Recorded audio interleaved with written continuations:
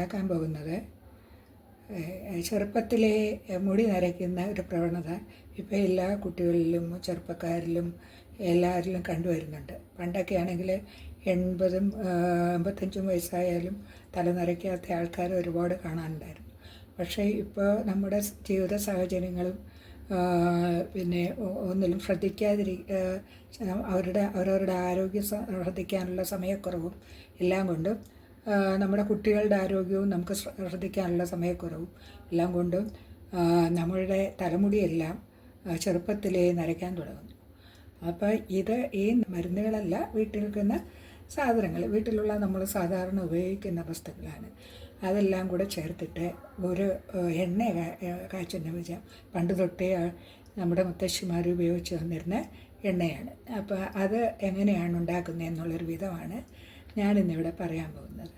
ഇതൊരു 60 വയസ്സായവരും ആയാലും അവരുടെയും മുടി നരയ്ക്കത്തില്ല. എന്ന് വെച്ചാൽ നമ്മൾ ക്രമേണ അത് തേച്ച് പോവുകയാണെങ്കിൽ നമുക്ക് 60-65 വയസ്സായാലും നമ്മുടെ തലമുടി നരയ്ക്കത്തില്ല.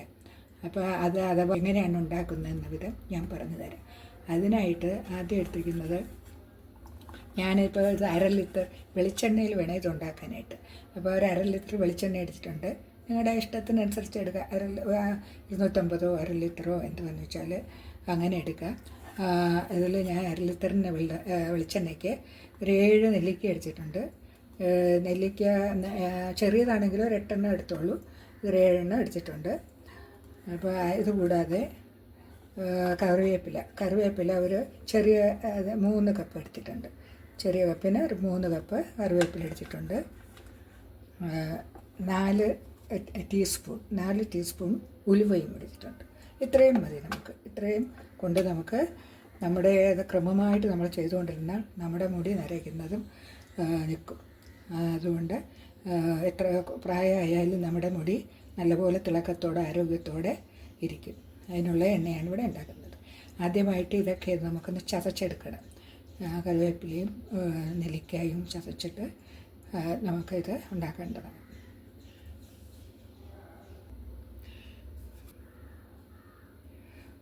ഞാൻ ഇവിടെ ഈ നെല്ലിക്കയും കറിവേപ്പിലയും ചതച്ചെടുത്തിട്ടുണ്ട്.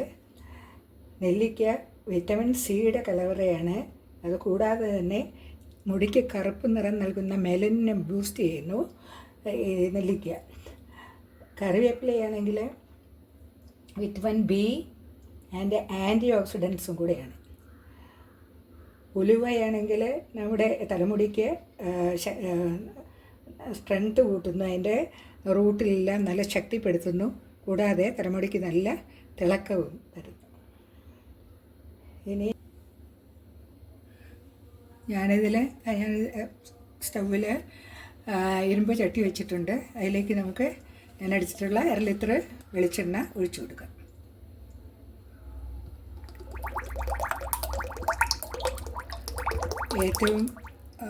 മുടിക്ക് ഏറ്റവും ഇത് കറുപ്പ് നിറം നൽകുന്ന ഇതാണ് ഇരുമ്പ് ചട്ടിക്കകത്ത് നമ്മൾ ഇത് വയ്ക്കുകയാണെങ്കിൽ അതിലുള്ള അയണും എല്ലാം കൂടി അതിൽ അബ്സോർബ് ചെയ്യും. ആ എണ്ണയിൽ അബ്സോർബ് ചെയ്ത് അത് മുടിക്ക് വളരെ നല്ലതാണ്. അടുത്തതായി നമുക്ക് ഇത് ലോ ഫ്ലെയിമിൽ, ആദ്യം നമുക്കൊരു ഹൈ ഫ്ലെയിമിൽ വയ്ക്കാം. എന്നിട്ട് ഇതെല്ലാം ഇട്ട് കഴിയുമ്പോഴത്തേക്ക് നമുക്ക് മീഡിയം ഫ്ലെയിമിലോട്ട് മാറ്റി കുറച്ച് നേരം കഴിയുമ്പോൾ ലോ ഫ്ലെയിമിലോട്ട് മാറ്റണം. ഏതായാലും നമുക്ക് ഈ ചതച്ച് വെച്ച് ഇത് ഇട്ട് കൊടുക്കാം. ചതച്ച് വെച്ച് നെല്ലിക്കയും കറിവേപ്പിലയും നമുക്ക് ഇട്ട് കൊടുക്കാം.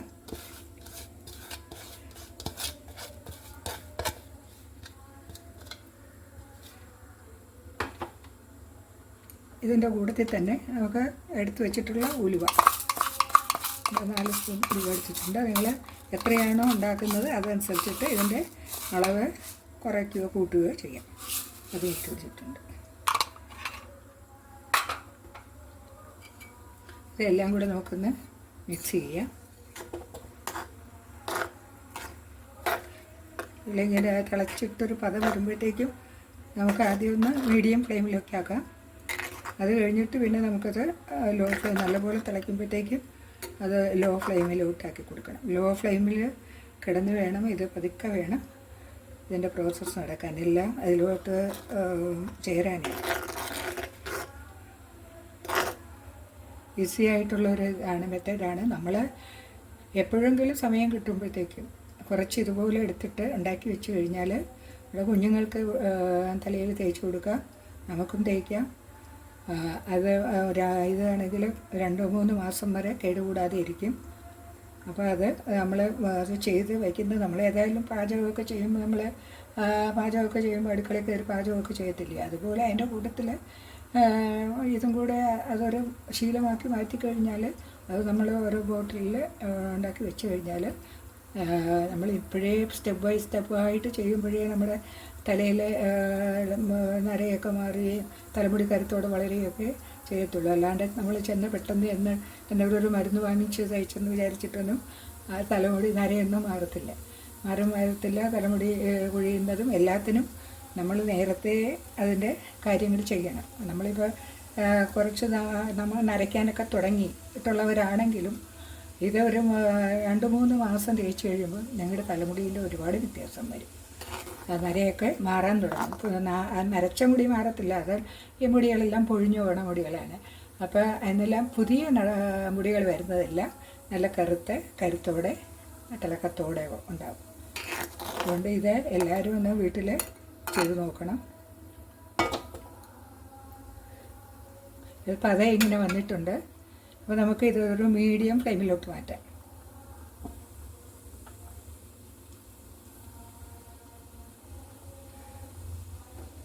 മീഡിയം ഫ്ലെയിമിലാക്കിയിട്ടുണ്ട്. ഇനിയിപ്പോൾ അത് ഇടയ്ക്കിടയ്ക്ക് നമുക്കൊന്ന് ഇളക്കി കൊടുക്കണം. അടിയിലൊന്നും പിടിക്കാതെ ഇലയും നെല്ലിക്കയും എല്ലാം ഒന്നും അടിയിലൊന്നും പിടിക്കാത്ത രീതിയിൽ നമുക്ക് ഇടയ്ക്കിടയ്ക്കൊന്ന് ഇളക്കി കൊടുക്കണം. ഇപ്പോൾ തന്നെ കുറേ അടിയിലോട്ട് പിടിക്കാൻ തുടങ്ങിയിട്ടുണ്ട്. അപ്പോൾ അതില്ലാതിരിക്കാൻ ഇടയ്ക്കിടയ്ക്കൊന്ന് നമ്മളൊന്ന് ഇളക്കി കൊടുക്കണം. നല്ലപോലെ തിളയ്ക്കാൻ തുടങ്ങുമ്പോഴത്തേക്കും നമുക്കിത് ലോ ഫ്ലെയിമിലേക്ക് വയ്ക്കാം.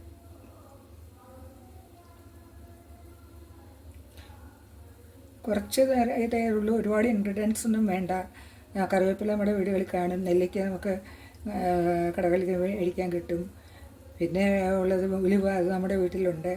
പിന്നെ വെളിച്ചെണ്ണ, ഇതെല്ലാം നമ്മുടെ വീട്ടിലുള്ളതാണ്. ഒരല്പസമയം നമ്മൾ സമയമെടുത്ത് ചെയ്തു കഴിഞ്ഞാൽ അത് നമുക്ക് ഏറ്റവും നമ്മുടെ കുഞ്ഞുങ്ങൾക്കും നമുക്കും എല്ലാം ഒരു ബെനിഫിറ്റായിരിക്കും.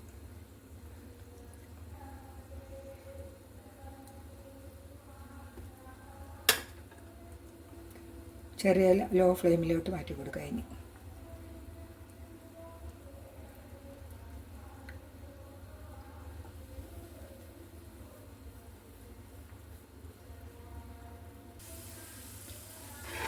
ഒരു 20 മിനിറ്റ് കഴിയുമ്പോൾ നമുക്ക് ഇത് നോക്കുമ്പോഴത്തേക്കും എണ്ണ ഒരു നല്ല ഡാർക്ക് ഗ്രീനിഷ് ആയിട്ട് വന്നിട്ടുണ്ട്. അതിൻ്റെ കറിവേപ്പില കയ്യിലെടുത്ത് നോക്കിയാൽ ഒരു ക്രിസ്പി ആയി കാണും. ക്രിസ്പി ആയിട്ടുണ്ട്. ഈ പരുവമാകുമ്പോൾ നമുക്കത് ഓഫ് ചെയ്യാം, സ്റ്റൗ ഓഫ് ചെയ്യാം.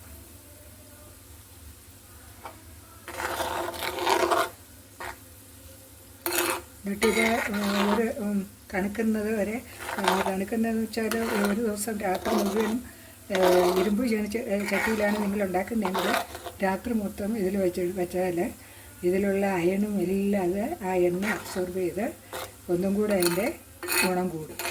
അപ്പോൾ അങ്ങനെ നോക്കുക. അല്ലാത്ത പാത്രമാണെങ്കിലും അതിലാണെങ്കിലും വെച്ച് അലുമിനിയം ഒഴിച്ച് ബാക്കി വെക്കുന്നത് അലുമിനിയം ഉപയോഗിക്കണം.